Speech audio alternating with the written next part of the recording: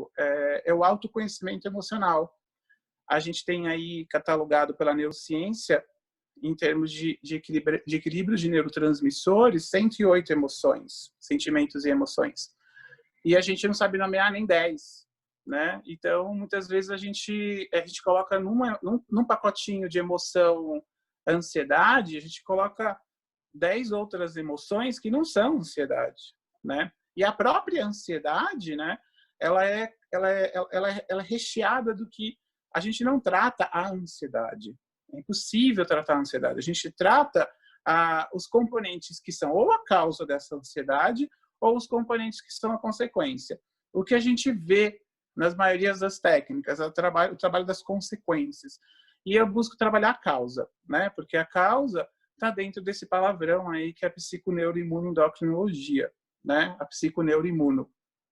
E recentemente esse palavrão ainda ganha mais um status, né? Que é psiconeuroimunoendócrino genético, né? Porque tem todo o componente genético.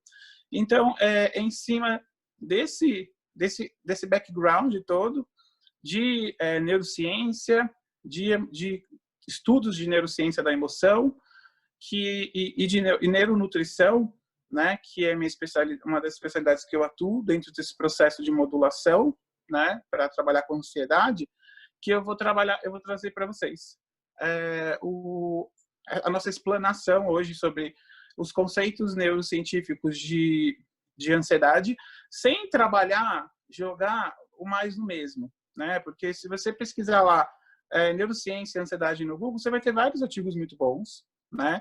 Com toda a definição e nomenclatura dos neurotransmissores, né? E isso não interessa a gente falar aqui, porque se vocês têm acesso. O interessante é falar os recentes estudos que a gente tem na Alemanha, que é super forte nisso, em trabalhar psiconeuroimunoendócrino, na França, na Itália, na Espanha, na Inglaterra. Os Estados Unidos é muito fraco nisso, né? Eles são fracos nesse conceito de reabilitação. Então, eu venho trazer nesse sentido. A gente tem que primeiro, e aí eu vou passear com vocês um pouquinho em alguns conceitos. A gente vai viajar bastante, alguns conceitos que vão lá, né? E sempre dentro da temática de uma visão sistêmica da coisa, porque a psiconeuroimunoendócrina, para mim, é ter uma visão sistêmica de atuação, né? Então, a gente vai trabalhar com aspectos que vão passear por várias áreas. Então, a gente começa falando um pouquinho sobre o mais comentado assunto dentro da neurociência nos últimos 5 anos. Se você faz uma pesquisa de dados científicos, você vai ver que esse é um dos assuntos que mais se fala, que é a contextualização, né? A contextualização científica de que o pensamento é matéria. Aí a gente tem que entender um pouquinho de física quântica, né? Entender alguns conceitos de física quântica para entender que aquilo que eu penso, eu consigo co-criar. Isso é bonito, isso é filosófico, isso é o que a gente ouve falar em tudo que é lugar, mas poucas pessoas sabem como se promove de fato, né? Porque você faz uma dualidade de onda, você cria um conceito de vibração, e essa vibração, as emoções, elas vibram em vibrações em hertz diferentes, né? Mas não é só o processo de vibração, né? Quando você executa um pensamento, um sentimento, quando você executa um pensamento consciente, você está produzindo matéria, né? E como é feito isso? Esse pensamento, né, ele vai atingir determinadas áreas do cérebro, e essas áreas do cérebro, elas vão liberar neurotransmissores. Então, como eu acho que nem todo mundo, de repente, sabe o que é um neurotransmissor, o nosso cérebro ele é feito de células nervosas, que a gente chama de neurônios. Esses neurônios, eles como se fossem uns fios, né? Os fios de condução de energia elétrica, como se pensando na nossa casa, seria os fios que transportam energia para que tudo funcione, né? As tomadas funcionem. E esse fio, esse fluxo de energia, esse fluxo de estímulos neuroeletroquímicos, que a gente vai resumir como energia elétrica, eles levam informações. Só que essas informações elas são passadas de uma célula a outra. É uma célula, a célula junta, uma do ladinho da outra, como se fosse um trem, né? Então, cada comboiozinho ali, só que o comboio não tem contato, né? Ela não tem contato. Então, essas informações são passadas através de uma nuvem que vai para outra, tá? E isso é comandado por uma questão bioquímica. Para que isso ocorra, a gente libera substâncias químicas ali naquela fenda onde não tem contato para que ocorra o processo de transmissibilidade dos impulsos. E ali tudo isso é comandado por neurotransmissores. Esses neurotransmissores vão mandar em todo o nosso corpo, né? Então a gente conhece vários neurotransmissores. Hoje em dia é o que eu costumo falar, né? Hoje em dia todo mundo é neurocientista e então todo mundo fala de neurociência, muitas vezes errado, né? Mas não é o errado que às vezes compromete, mas enfim, se for trabalhar na parte clínica da coisa, às vezes compromete não saber isso. Mas falar por falar, e ok, não compromete tanto. Então a gente ouve falar de serotonina, endorfina, dopamina, GABA, adrenalina, noradrenalina. A gente ouve falar desses neurotransmissores, né, como substâncias químicas que comandam todo o processo cerebral. Então, vamos lá na raiz da psiconeuroimunoendócrina. Eu gosto da psiconeuroimunoendócrina porque, tirando o finalzinho lá, imunoendócrino, devia ser o contrário, devia ser endócrino-imuno. Mas seria mais difícil de falar. Porque ela, por si só, ela já gera uma decoreba para a gente entender como que funciona esse processo, de como foi a prova de que o pensamento era uma matéria, né? E se o pensamento é matéria, há tudo aquilo que a gente pensa, né? De um modo ou de outro, e eu vou tentar ser o mais científico possível, tá? Embora há 10 anos atrás, quando se conectava tudo isso ainda a algo maior, né? Ao Google do universo, ao Cloud do universo, né? Que a gente estudam na constelação familiar, por exemplo, né? Acessar esses campos, para mim seria uma coisa meio ilógica. Hoje, depois de muitos estudos e mudança de crenças, eu acredito nessa contextualização usando a palavra universo, está tudo conectado ao universo. Então, se eu jogo um pensamento, eu jogo esse pensamento para o universo e esse pensamento ele vai ser concretizado. Mas eu vou tentar ser o mais científico possível, porque ainda a gente não teve estudos científicos, já tem estudos que comprovam tudo isso, em relação à relação da mente com o universo, mas seria difícil fazer isso num estudo clínico, né? Seria difícil a gente conectar todo mundo ao universo e ficar medindo as frequências entre o universo e as pessoas. Mas é só por falta já tem os componentes que formam tudo isso, as pecinhas do quebra-cabeça já estão comprovadas. Então a gente vai se focar na parte científica. Quando você tem o pensamento, ele gera matéria, né? E esse pensamento ele pode gerar ações que vão ser concretizadas. E muitas vezes a gente fala assim, só depende de mim. Não, aí entra um pouquinho da sua genética e entra um pouquinho também do ambiente que você está inserido. Porque hoje a gente já sabe que o ambiente ele pode mudar nossas células, né? Que é o conceito de epigenética. Então, eu tenho lá meu pensamento que eu gerei, e esse pensamento ele vai gerar um sentimento ou uma emoção. Sempre. Qualquer sentimento, ele passa pelo crivo do nosso cérebro emocional. Porque o cérebro primitivo, né, ele não tinha esse ganho. O grande ganho do cérebro moderno, do novo cérebro, que a gente chama de New Cortex, né, foi exatamente ter que passar todas as suas ações por um crivo emocional, né? Então, o ser humano é um ser emocional. Então, assim, tudo que você está fazendo nesse momento, seja qualquer movimento, seja qualquer atitude autônoma, né? Ou consciente ou inconsciente, como respirar, você não fica lá, eu vou respirar, está sendo controlado por questões emocionais associadas. Porque o nosso cérebro novo, né? Esse que evoluiu, o neocórtex, ele tem esse componente.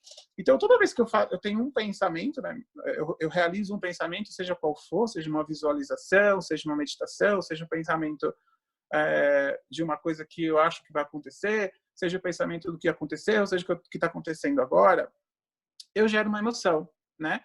E essa emoção no nosso cérebro, ela é decodificada, né, em neurotransmissores. Uma coisa que é super importante falar, né?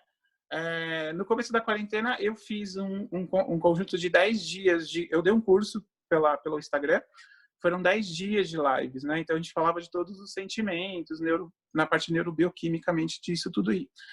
Uma primeira coisa que eu tenho que falar para vocês que sentimentos, né? Essa categorização de, ai, nossa, a raiva é ruim, né? O medo é um sentimento ruim, né? A felicidade é boa, né? Tipo, sei lá, a alegria é boa, né? Tipo, essa categorização de positivo e negativo, isso é uma coisa que é invenção do ser humano. Os sentimentos, eles são neutros, tá? Com exceção de 2 sentimentos, que são sentimentos natos ao sistema neurovisual, neurológico, os outros sentimentos são neutros, né? Essa categorização, se é bom ou ruim, depende do nosso ponto de vista, depende da nossa vivência, depende do que nós vivenciamos, né? Você quer dizer que o medo é ruim? Às vezes o medo é muito bom, depende muito do ponto de vista. Aí seria uma outra discussão a gente trabalhar essa categorização de que para o cérebro, né, os sentimentos são neutros, né? E só que a partir do momento que eu libero um sentimento, eu tenho um pensamento, gero um sentimento, aí eu vou lá na minha racionalidade e vou automaticamente definir, né, nesse sentimento que toda vez que eu sentir aquilo é um código que eu desenvolvo, como se fosse uma tecla. Para você mexer no computador lá, Ctrl+C, Ctrl+V. Tipo, é um Ctrl+C, Ctrl+V que o seu cérebro faz automático, tá? Que a gente pode chamar de crença, se torna uma crença para o nosso cérebro, que toda vez que você sentir aquilo, o que é aquilo? Quando você tem, por exemplo, felicidade, você tem uma certa quantidade de serotonina, uma certa quantidade de GABA, você tem uma fórmula, né? Para o seu cérebro entender assim, você tem a sua, eu tenho a minha, cada um tem a sua, né? Então, eu estou lá, feliz. Feliz significa lá, eu tenho tanto de GABA, tanto de serotonina, tanto de endorfina, tanto de adrenalina. Eu estou com medo, eu tenho tanto de endorfina, os mesmos neurotransmissores, só que eles têm escalas. Então, o meu cérebro, ele percebe aquela quantidade, ele percebe aquele pensamento gerando os neurotransmissores que aquele pensamento gera, ele já define o sentimento que ele tá desenvolvendo. Sentiu aquilo lá, aí o seu cérebro, ou seja, você conscientemente criou se o pensamento é bom ou ruim, né? Então a gente categorizou lá se esse sentimento é bom ou ruim, né? Então a gente já sai do campo ali do pensamento e vai para o sentimento. O sentimento, o que é? É a liberação de neurotransmissor. Então um pensamento que é algo teoricamente não material, ele libera algo material no seu corpo, ele libera uma molécula bioquímica que pode ser pode ser obtida, né, do seu cérebro e ser estudada. Então, se é uma molécula, a gente lembra dos filósofos gregos, né, que comentam que chegam lá a buscar essa partícula essencial da vida, né? E o que eles trazem para a gente? Que tudo era formado, tudo é formado por átomos. As moléculas todas, elas são componentes, e foi indo, e a física quântica mostrou o que é pra gente. Não, a gente, dividindo tudo isso daí que a gente sabe, a gente tem muito mais coisa. Aí a gente chega lá numa partícula quase infinitesimal, assim, quase nada, onde ela mostra pra gente que ela tem matéria e ela vibra, né? Ela tem vibrações, ela tem energia, são campos vibratórios. E tudo isso é matéria, é energia. A energia é matéria, né? Para contextualização científica. Então, o meu pensamento gerando neurotransmissores é algo material. Meu cérebro, através do sistema límbico, principalmente, né? Ele vai definir se esse sentimento... O sistema límbico é o sistema que controla todo o nosso arcabouço emocional, né? Praticamente não é só ele, mas ele é o grande responsável. E ele vai contextualizar se esse sentimento é bom ou ruim.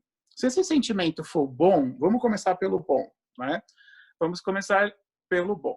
Se o nosso sentimento for bom, esse neurotransmissor, então vamos de novo, eu não quero que vocês percam essa linha de entendimento, porque vai ser importante quando a gente falar de tratamento da ansiedade, que é o nosso tema, né?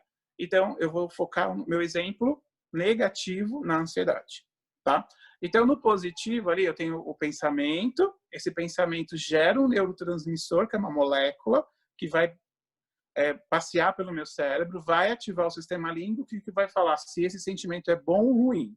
Quem fez esse bom ou ruim? Eu, meu cérebro. Não foi ele que fez isso. A gente que já tem isso já pré-programado. Cada um tem a sua história, cada um tem sua vida e cada um teve como programou isso no seu cérebro. E dá para desprogramar, isso que é mais legal. Então, você criou lá o neurotransmissor. O neurotransmissor, né, que é totalmente do mundo neurológico, ele é uma molécula bioquímica, né? E se a gente lembrar lá da química, se a gente coloca lá uma molécula que é reativa, o neurotransmissor ele é muito reativo, né? Porque ele está se comunicando ali com todas as células e moléculas do cérebro. Então, quando ele cai na corrente sanguínea, ele automaticamente ele vai ter receptores nessa corrente sanguínea que vão fazer com que ele se converta em outras coisas. Esses neurotransmissores eles vão trabalhar na conversão, ou seja, na produção também de hormônios, né? Então, se eu tenho lá meu pensamento positivo, né? E aí eu tenho meu pensamento. Eu que categorizei se era positivo, né? Porque para outra pessoa pode ser negativo, mas o meu cérebro falou que aquilo era positivo. Então eu gerei um neurotransmissor, por exemplo, como a serotonina. Aí a serotonina, quando ela é presente no nosso corpo, ela ativa glândulas, né, que nós temos para produzir hormônios. Que hormônios? Hormônios do bem-estar, né? Hormônios, eles diminuem o cortisol que está no sangue e esses hormônios eles vão modular todo o nosso metabolismo para que a gente vivencie, né, os sintomas daquilo lá que eu partiu do meu pensamento, né? E meu neurotransmissor me modulou, me sinalizou. Então eu estou falando lá de um pensamento positivo feliz, que uma memória, uma vivência, um pós-meditação, enfim. E aí você vai liberar algo bom, como uma serotonina, e essa moléculazinha vai gerar hormônios. E aí esse hormônio, ele também ele está trabalhando o seu metabolismo. Após ele fazer as suas ações nas glândulas, a gente não vai perder essa molécula, ela não vai virar lixo. Se ela vira lixo, ela vira radical livre, né? Que a gente ouve falar também. Geralmente ela não vira lixo, ela é soro convertida, ou seja, nos próprios sangue, ela volta para o sangue e ela é convertida de novo em ela vai se ligar a citocinas ou citoquinas, que são moléculas mestras que se transformam em qualquer tipo de célula de defesa. Então, quando eu tenho um pensamento legal, que eu libero serotonina, eu vou ter o pensamento. Esse pensamento é matéria, ele libera neurotransmissor. Esse neurotransmissor vai atingir ali meu sistema límbico, o controle das emoções. Meu cérebro vai falar, é positivo. Se é positivo, então libera a serotonina, aí demais. A serotonina no nosso corpo, ela vai se ligar e vai produzir hormônios que vão trazer uma sensação de bem-estar, que são sintomas. Quem começa a trazer sintomas para a gente é o sistema endócrino. E o sistema endócrino gerando sintomas do bem, de bem-estar, a gente vai passar por aquele processo. Depois que passou aquele processo de bem-estar, essa molécula volta como hormônio já, né, para o sistema circulatório e ela vai ser soroconvertida através das citocinas que vão captá-las e vão transformar em células de defesa, né? Não necessariamente de defesa, tá? Só de defesa, mas o sistema imunológico vai captar essa célula, tá? Então esse é o lado bom, né? É o lado bom de meditar, de pensar positivo. Se você ficar parado na sua cama durante 3 horas, só pensando coisas boas, sem se mexer é um músculo, né? Você vai ter coisas boas no seu corpo. Depende muito do que você pensar. Se por algum momento você tiver algum pensamento que fuja, né, desse processo que você colocou como positivo, aí você estraga o processo. Mas você pode ter uma sensação de bem-estar simplesmente meditando deitado, né? Que é algo que eu bato bastante quando eu trabalho com pacientes e trabalho com grupos e dou aula e curso de mindfulness e neurociência, que para mim meditação não precisa. Eu consigo através da neurologia mostrar como que aquelas posições, aqueles mudras da yoga são positivos para o cérebro, mas assim, se você ficar só deitado, né? Então você pega um paciente depressivo que não quer fazer nada, deixa ele deitado lá, você consegue trazer ele para frequências de ondas, né?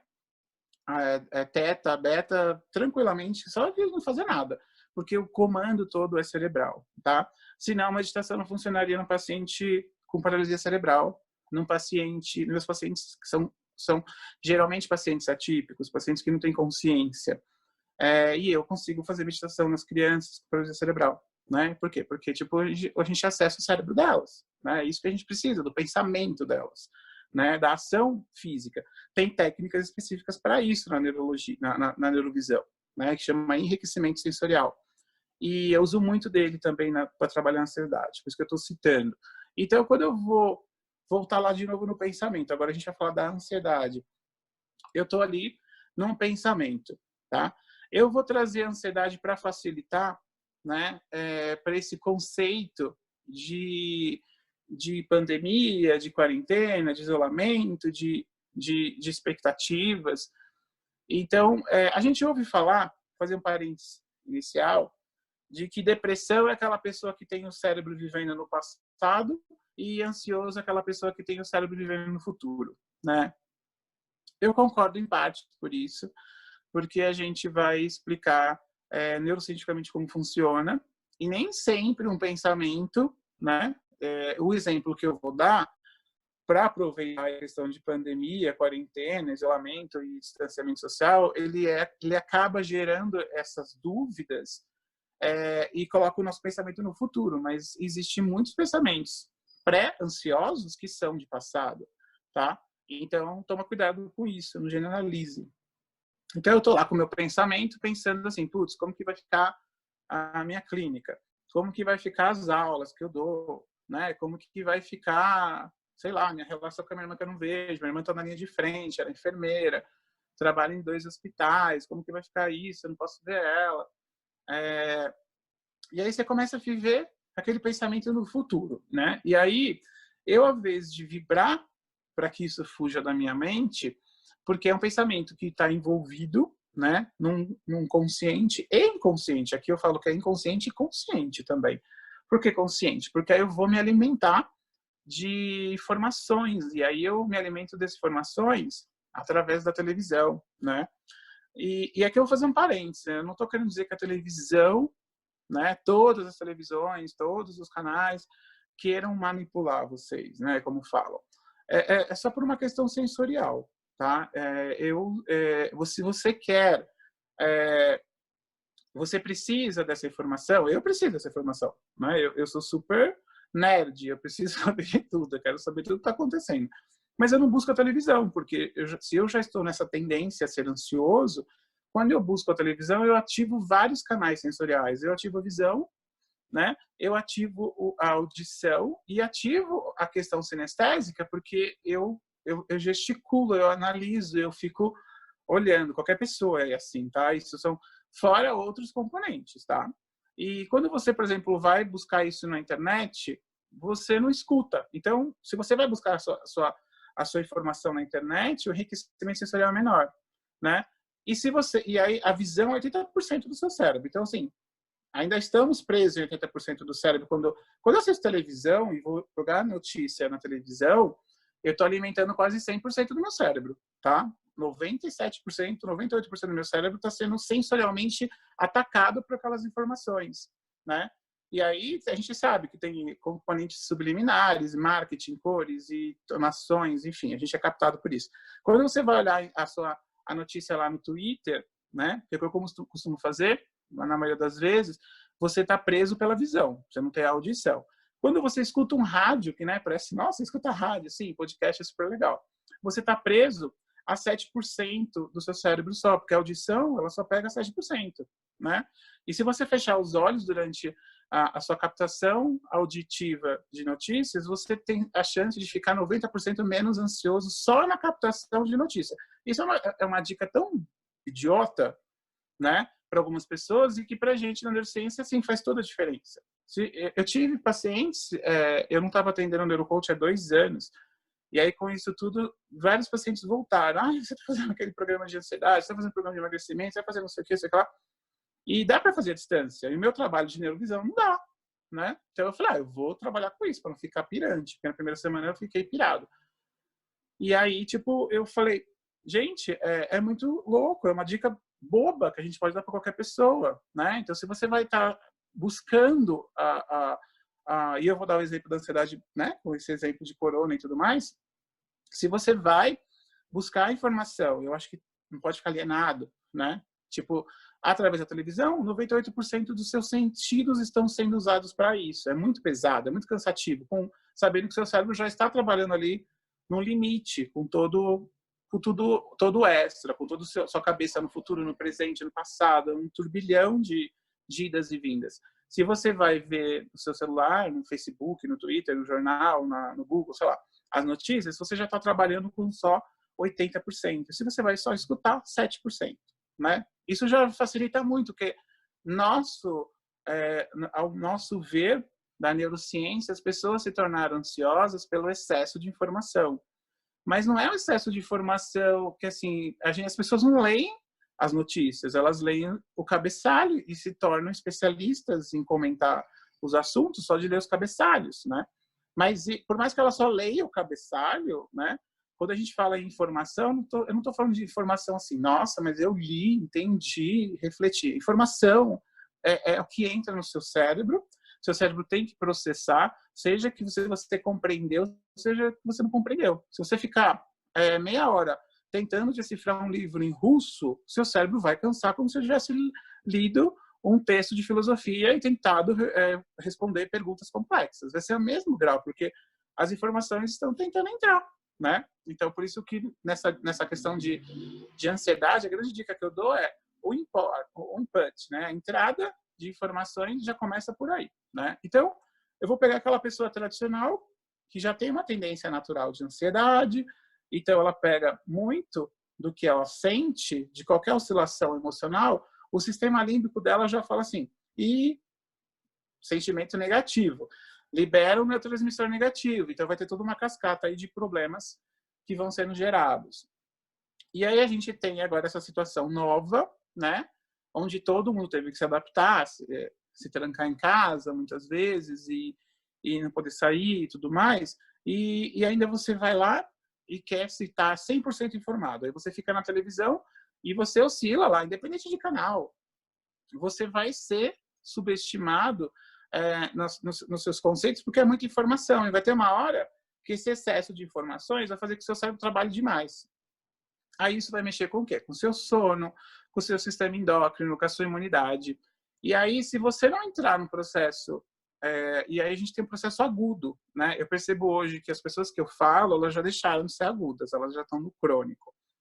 E para a gente virar crônico, basta 8 dias. Né? 8 dias de mesmo estímulo. Se você todo dia está ali sofrendo de ansiedade, você já tinha isso. Aí você entrou essa coisa de quarentena, você fica tipo pelo menos 3 horas por dia vendo noticiário. Você entra no Facebook, entra no WhatsApp, você, ao invés de, sei lá, ler um livro, uma coisa nada a ver, escutar uma música, meditar, fica comentando, ai, amiga, não sei o que, isso, não sei o que, olha, não sei o que, isso, aquilo, vê isso, vê aquilo, e você está entrando nessa paranoia, né? E aí, vamos falar o que isso gera. Eu tenho meu pensamento é, meu Deus, né? Que é o pensamento de 90% das pessoas hoje. Que estão vivendo essa ansiedade, né? Associadas às suas ansiedades anteriores, né? Todo mundo tem as suas ansiedades anteriores por N motivos. Aí a grande deixa, né? E aí eu brinco muito isso, né? Que o pensamento é matéria, então ele cocria a realidade, né? Através da neurociência, eu já he explicado isso. E aí aquelas pessoas assim, eu não posso fazer isso porque eu vou pegar coronavírus. Eu não posso fazer tal coisa, eu vou pegar coronavírus. Vou pegar. Pega, né? Tipo, não é praga, né? Todo dia minha amiga falou, você tá jogando praga. Tipo, aí fulano pegou, porque no grupo só falava, não é praga, né? É cocriação, né? E, mas é cocriação, eu tive que... você cocria positivo ou negativo, né? Então você vai pegar, assim, não é jogando praga, é neurociência, porque vamos chegar lá nessa pessoa. Então essa pessoa já tem a sociedade ali de background, ela entra em quarentena, ela não pode sair por algum motivo, sei lá, né? E ela está no grupo de risco.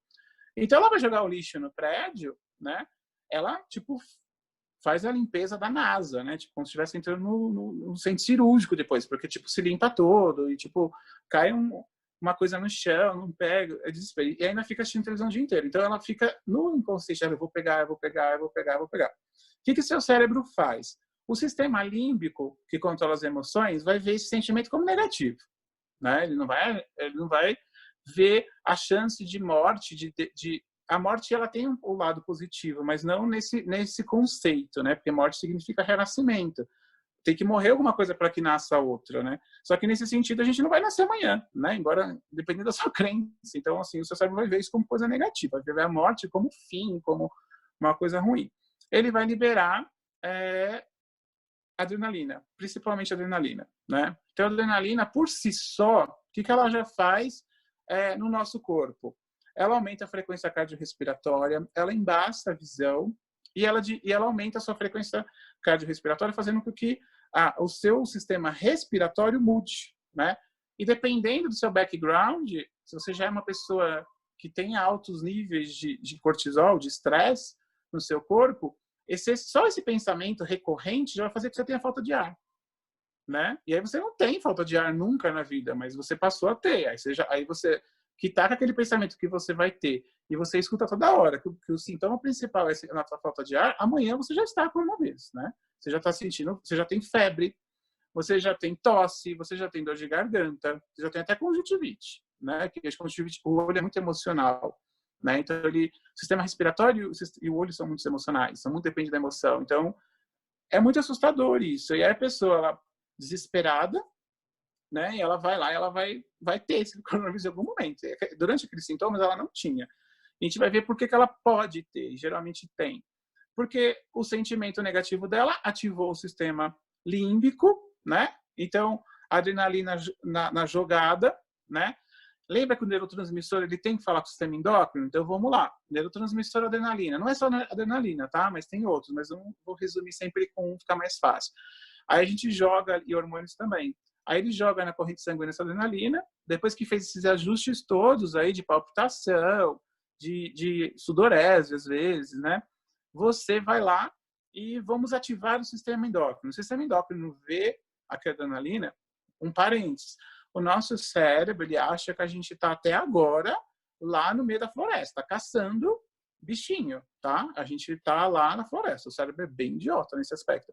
Ele é paleolítico. Ele acha que você está lá caçando bichinho. Então, ele age como, tipo, Ctrl-C, Ctrl-V. Adrenalina. Adrenalina, meu Deus, ele está fugindo de um bicho. Então, vamos lá, fugindo de bicho. Quando você foge de algo que possa te matar, na floresta, pensa lá na floresta, você vai ficar de boa ou você vai ficar estressado? Você vai ficar mega estressado, porque você está perigando não existir mais. Então, aí vai falar para todas as glândulas, principalmente as suprarrenais, fala assim, joga cortisol na galera, né? Então, sobe demais esse cortisol, tá? No dia a dia, as pessoas que têm muito cortisol alto, elas se acostumam com essa quantidade alta de cortisol e elas ficam super normais. Aquela galera do corporate de alta performance. Quando eu fiz mentoring na GV, eu tive que fazer o TCC numa CEO e, tipo, nossa, ela trabalhava 20 horas por dia e ela queria trabalhar 24, entendeu? E, tipo, para ela era normal. Ela já tinha se acostumado com isso. O cérebro dela já tinha se acostumado com essa alta performance. E ela queria ser mais produtiva. Então, mas só que nessa situação, especificamente, de uma coisa generalizada, com tudo que acontece, de repente, como aconteceu essa questão de quarentena e pandemia, o nosso cérebro ele não teve. Por mais que você já fizesse parte desse mundo corporate, você continua estressado. Por mais que você está em casa, você está lá estressado, porque você está lá fazendo home office, e aí seu chefe briga com você, e aí você não consegue tete a tete resolver, e aí, sei lá, o passarinho, o filho, o papagaio, o vizinho fazendo obra. Então, você vai se estressar. Não adianta. Não é porque você não pega trânsito que você não vai se estressar, né? O estresse em quem já é estressado é natural. Ele cria o estresse. Então, nesse caso aí que a gente está, nessa pessoa que está fissurada, que ela vai pegar coronavírus. Ela começa a gerar esse pensamento, se alimenta da mídia, né? Ela gera adrenalina, que é o neurotransmissor. Esse neurotransmissor gera cortisol, que vai gerar, associado a tudo isso, um estresse no nosso corpo. Esse cortisol, se ele for ficar recorrente até 8 dias no nosso corpo, a gente chama de crise aguda. Ele está numa crise aguda. Se passa de 8 dias, ele passa a ser crônico, tá?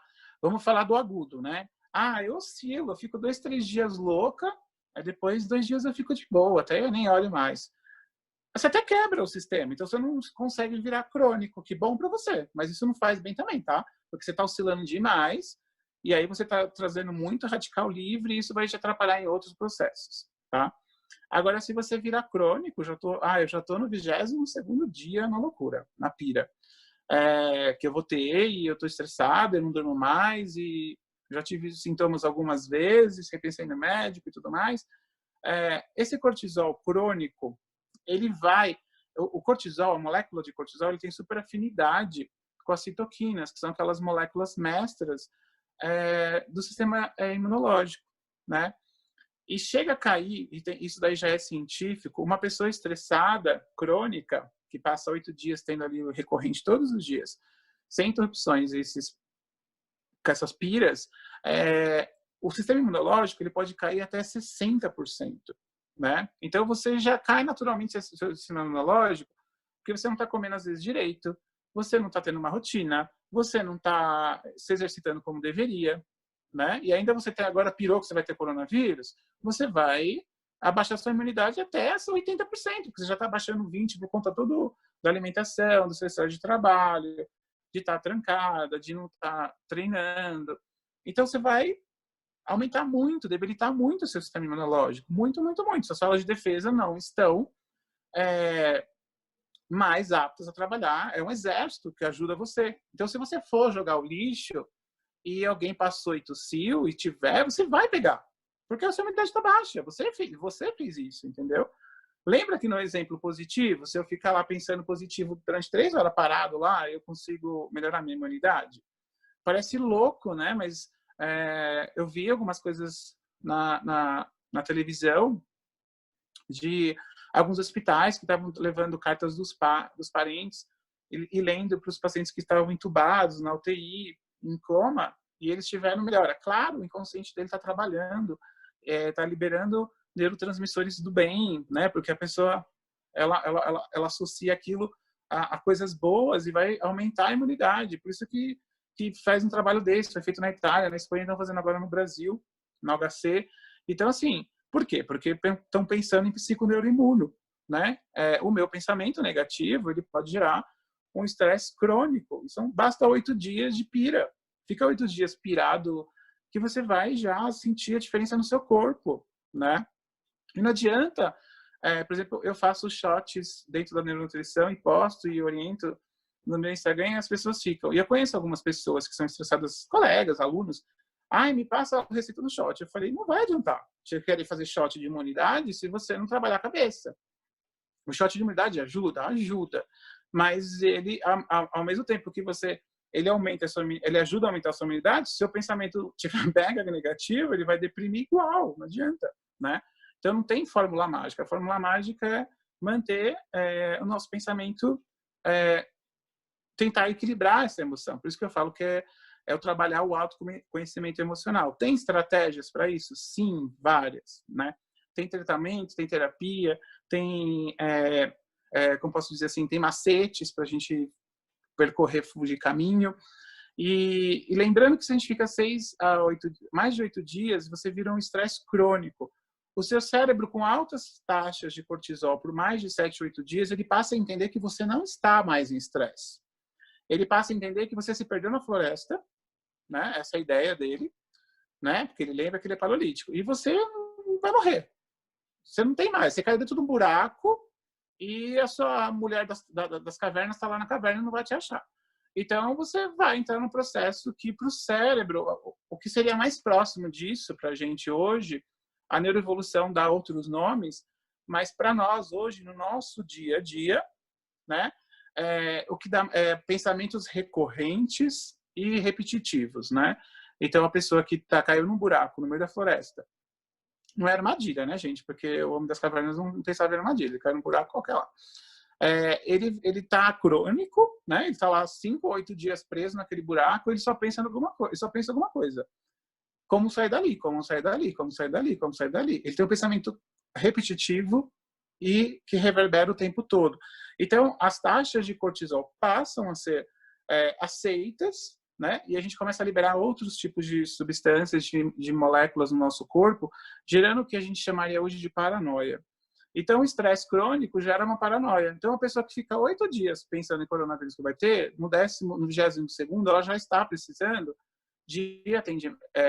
Ela pode fazer o ansiosamente, meu treino de autoconhecimento emocional para a ansiedade? Pode, mas ela vai ter que ter um acompanhamento psiquiátrico também. Porque vai precisar entrar droga nesse paciente muitas vezes, porque o cérebro já achou legal ter cortisol na jogada. Ele já se viciou. Assim como ele se vicia, o cérebro adora se viciar, né? Ele se vicia em nicotina, ele se vicia em endorfina, que é vício em sexo, em drogas, enfim, ele se vicia em qualquer coisa. Então, o excesso de cortisol é viciante. Só que o paciente entra no processo de paranoia, né? Que seria isso. Então, esse é o caminho, né? Da ansiedade. A ansiedade, ela nasce sempre através de um pensamento. Por isso que eu falei lá desde o começo, né? Cuidado com falar que a ansiedade é só no futuro.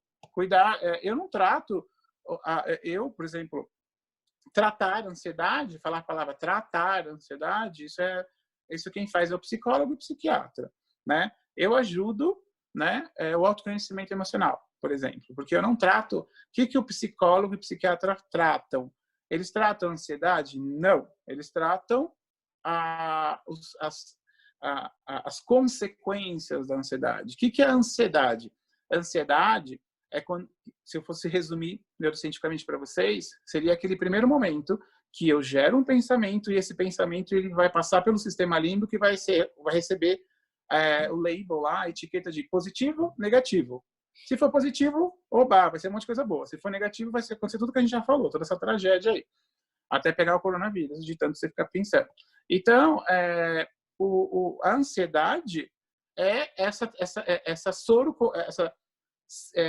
essa conversão, né, do pensamento em sentimento bom ou ruim, que aí vai depender do neurotransmissor que vai ser liberado. Isso é ansiedade, né? Isso é a causa da ansiedade, né? E aí as consequências são os sintomas todos. Então, o psiquiatra, o psicólogo, os coaches, eles trabalham onde? Nas consequências, né? Eu prefiro trabalhar na causa. A causa é você trabalhar essa autoconversão, é começar a rever os seus conceitos e conhecer os seus sentimentos, aprendendo a dar nomes a eles, né?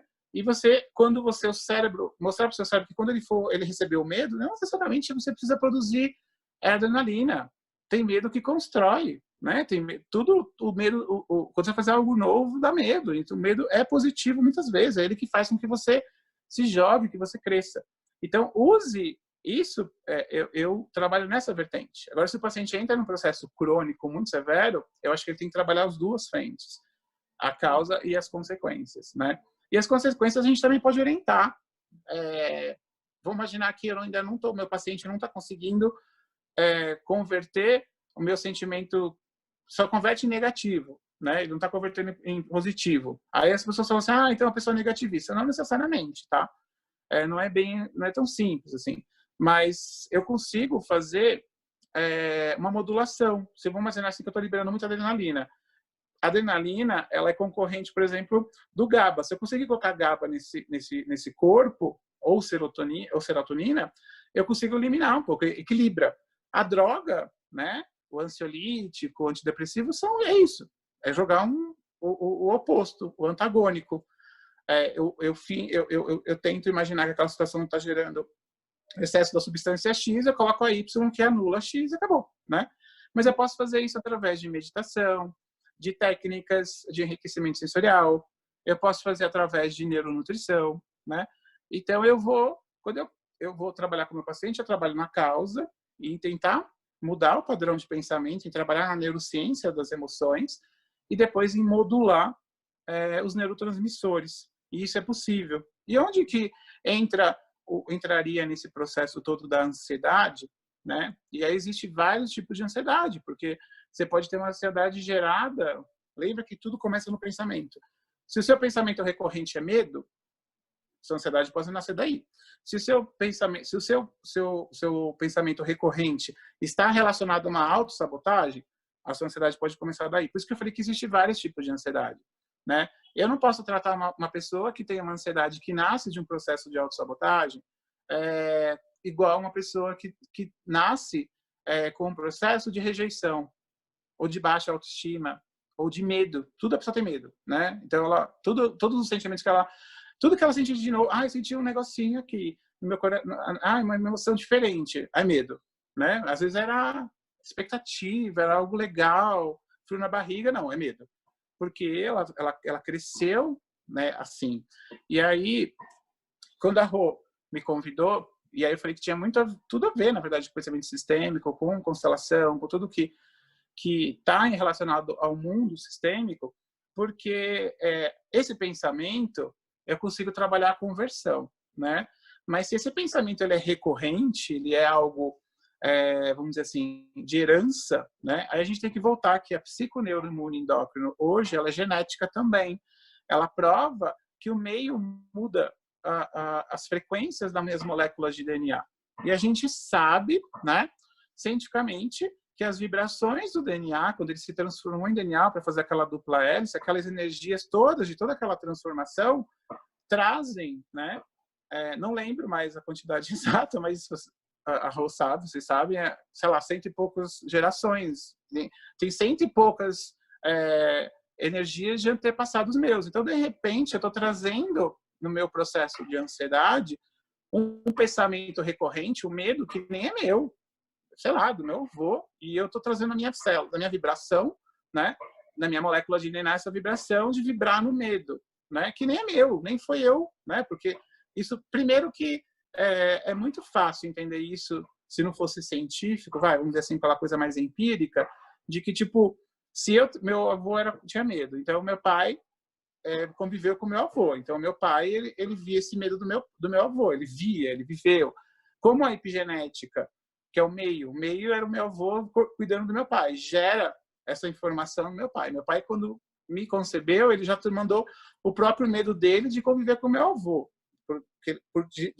de se espelhar. Mas não é só isso, ainda tem a própria molécula. Por mais que meu pai não tivesse convivido com meu avô, a molécula do medo estaria na molécula dele, que ia passar para mim. E, consequentemente, vou passar e a gente pode quebrar esse ciclo, né? Isso que é legal.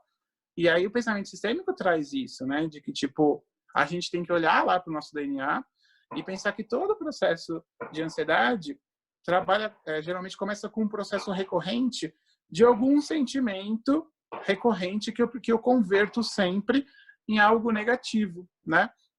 Então, o lance é trabalhar isso. Na ansiedade, a gente trabalha. Como eu chego nesse pensamento, né? Por que eu cheguei a ter esses pensamentos recorrentes? Aí, todo o trabalho que a Rô trabalha, né? De tudo, de constelação familiar, reconexão, te ajuda a lidar com isso. Então, seria o primeiro ponto ali. Automaticamente, ao mesmo tempo, seria interessante trabalhar essa conversão para neurotransmissor. Eu teria que trabalhar isso através de autoconhecimentos emocionais. A pessoa ela começa a conhecer os sentimentos, se aprende a nomear. E eu modulo também, eu consigo modular, né, através de neuronutrição, de enriquecimento sensorial, a liberação, é meio que eu tentando fazer o papel da droga. E caso tudo isso ainda esteja gerando sintomas, aí entraria com a psicoterapia e um psiquiatra, por exemplo. Então, a gente tem várias frentes de atuação para trabalhar dentro de uma ansiedade, né? E por isso que eu falo para vocês que existe N ansiedade. Se fosse trabalhar pelos conceitos de neurociência, a gente tem 108 tipos de ansiedade, porque são 108 sentimentos. E, recentemente, a psicologia catalogou 400 sentimentos e emoções. 400 sentimentos e emoções, só que ainda não foram catalogados bioquimicamente. Então, a neurociência não aceita. Então, a gente trabalha com 108, né? Na caixinha que eu lancei na editora Matrix, que é o baralho, eu trabalho só com 50 emoções. E já dá para a gente ter um mega conhecimento ali de autoconhecimento, porque são 50 emoções, né? A gente não consegue nomear 10, né? Mas 108, né? Então, é esse conceito que eu queria trazer para vocês que vocês entendessem que a ansiedade, ela não parece... as pessoas estudam a ansiedade como, geralmente? Da hora que o hormônio está indo para frente. Então, esquece da parte psico, neuro. né? Eles pulam essa parte. Eu estou falando de psiquiatra. Eles já começam a trabalhar com ansiedade, psicólogo, psiquiatra, depois que o hormônio já foi liberado. Que aí já está com o hormônio que gera os sintomas, entendeu? Então, esse é o grande ponto. A gente trata só sintomas, fica tratando sintomas. Se você for tratar só os sintomas, você vai tratar a vida inteira, né? E aí eu estou trazendo algo novo para vocês, que eu já trato um pouco antes ali, a parte da conversão da neuro para endócrino e da parte da psico para neuro. E mesmo assim, às vezes não dá, às vezes eu indico o paciente para fazer uma constelação com a Rô. Recentemente indiquei uma paciente para ela, agora na quarentena para fazer, e aí você vai vendo que você tem que se armar de todos os lados, né? Porque eu não posso trabalhar a ansiedade, ela pode ser como essa agora que a gente está vivendo, ela se assoma à nossa ansiedade. O ser humano, seja ele qual for, ele pode ser um monge budista. Ele tem ansiedade no seu cérebro, porque isso faz parte da vibração do DNA dele. Por mais que ele seja monge, os pais deles não foram, está no DNA dele. Se o bisavô dele não foi, vai chegar lá no tataravô dele que era um guerreiro.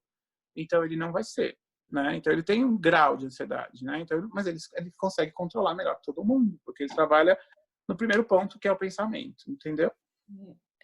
Muito interessante, Leandro.